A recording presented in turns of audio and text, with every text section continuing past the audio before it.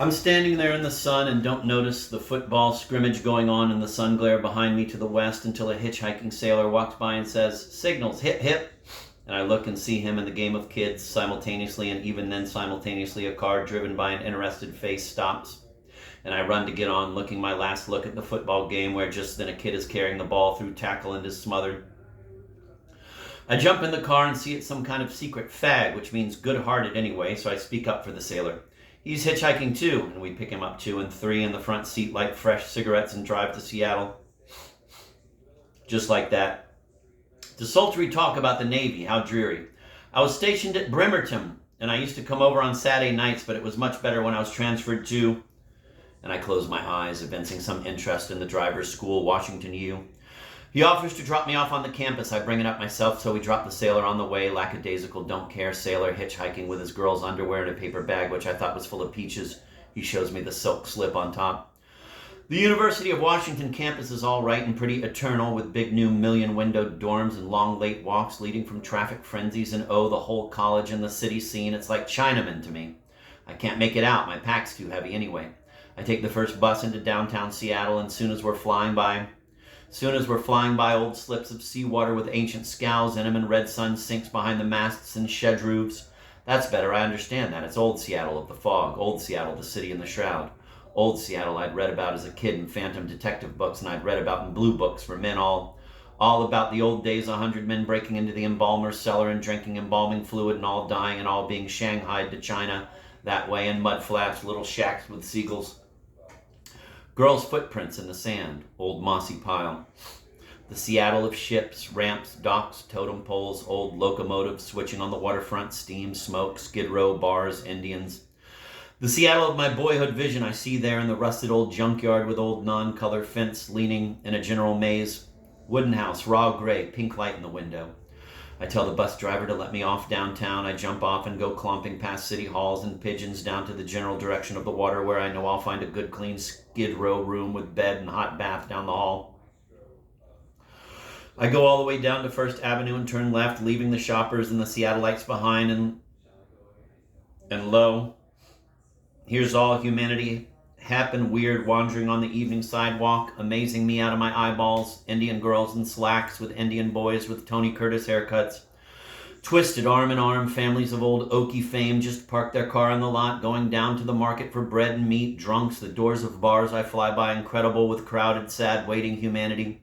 Fingering drinks and looking up at the Johnny Saxton-Carmen Basilio fight on TV, and bang, I realize it's Friday night all over America. In New York, it's just 10 o'clock, and the fight started in the Garden, and Longshoremen and North River bars are all watching the fight and drinking 20 beers apiece. And Sams are sitting in the front row of the fight, betting. You can see them on the screen, hand-painted neckties from Miami. In fact, all over America, it's Friday night. It's Friday fight night, and it's a big fight. Even in Arkansas, they're watching it in the pool hall and out in the Cotton Patch House on TV everywhere. Chicago, Denver, cigar smoke all over.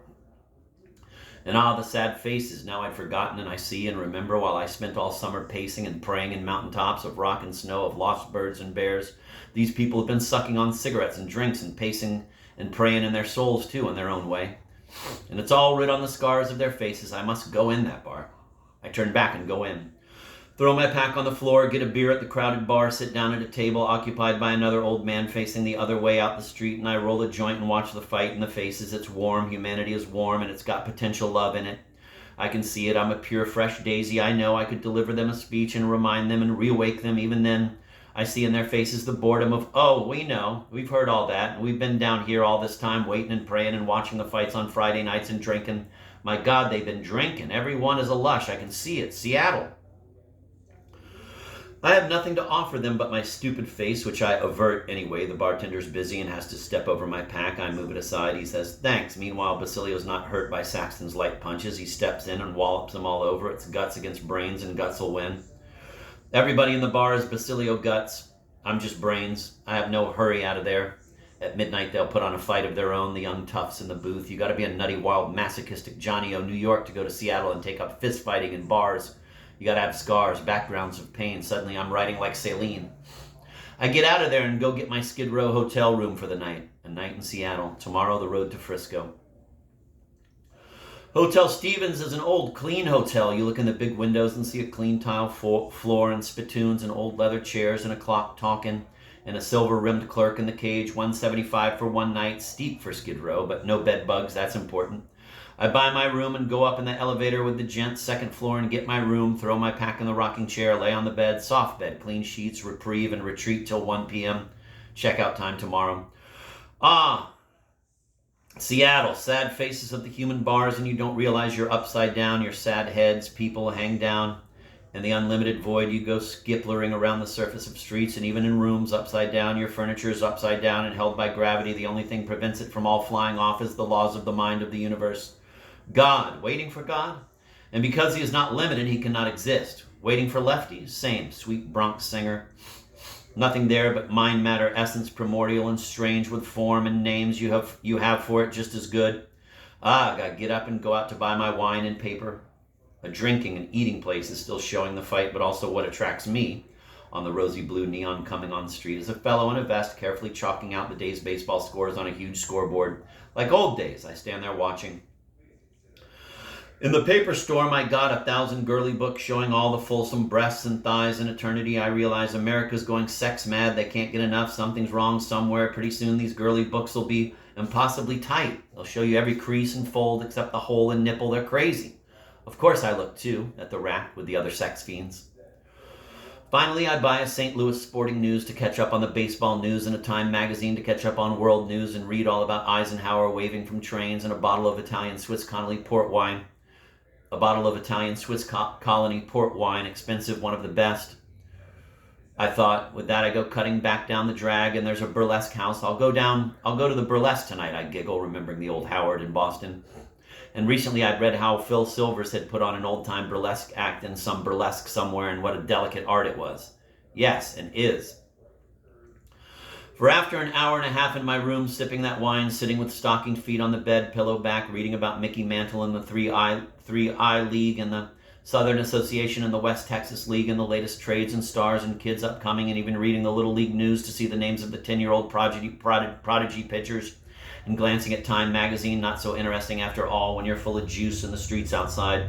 I go out carefully, pouring wine in my molybdenum canteen, used earlier for trail thirsts, with red bandana around my head, stick it in my pocket of jacket and down into night. Neons, Chinese restaurants coming on, girls come by shades. Eyes. Strange Negro kid who was afraid I would criticize him with my eyes because of the segregation issue down south. I almost do criticize him for being so square, but I don't want to attract his attention, so I look away. Filipino nobodies going by, with hands hagging their mysterious pool halls and bars and barrels of ships. A surrealistic street, with cop at a bar counter stiffens when he sees me walk in as though I'd's about to steal his drink. Alleys. Views of old water between older rooftops. Moon rising on downtown, coming up to be unnoticed by Grant's drugstore lights shining white near Tom McCann's, also shining open near a marquee of Love is a Many Splendid Thing movie with pretty girls waiting in line. Curbstones, dark back alleys where hod trotters do the screaming turn, racing the motor on their tires. Skeek. Hear it everywhere in America. It's tireless Joe Champion biding his time. America is so vast. I love it so, and its bestness melts down and does leak into honky-tonk areas or Skid Row or Times Squarey. The faces, the lights, the eyes. I go into seaward back alleys where's nobody, and sit on curbs against garbage cans and drink wine, watching the old men in the old Polski club across the way playing pinochle by brown bulb light with green slick walls and time clocks. Zoo! Goes an ocean-going freighter in the bay, port of Seattle, the ferries nosing her save from Bremerton and plowing into the piles at Bottom's Otay. They leave whole pints of vodka on the white-painted deck, wrapped in Life magazine for me to drink 2 months earlier. In the rain, as we nose in, trees all around, Puget Sound. Tugs hoot in the harbor, I drink my wine, warm night, and mosey on back to the burlesque. I walk in just in time to see the first dancer. They've got little Sis Meriday up there, a girl from across the bay. She oughtn't be dancing in no burlesque. When she shows her breasts, which are perfect, nobody's interested because she ain't thrown out no Ote hip work. She's too clean. The audience in the dark theater upside down want a dirty girl. And dirty girls in back getting upside down, ready before her stage door mirror. The drapes fade back. Essie the dancer goes. I take a sip of wine in the dark theater, and out come the two clowns in a sudden bright light of the stage. The show is on. Abe has a hat, long suspenders, keeps pulling at them, a crazy face. You can see he likes girls, and he keeps smacking his lips. And he's an old Seattle ghost, slim, his straight man, his handsome, curly-haired, pornographic hero type you see in dirty postcards, giving it to the girl. Abe, where the hell you been? Slim, back there counting the money. Abe, what the hell do you mean money? Slim, I've been down at the graveyard. Abe, what were you doing there? Slim, buying a stiff.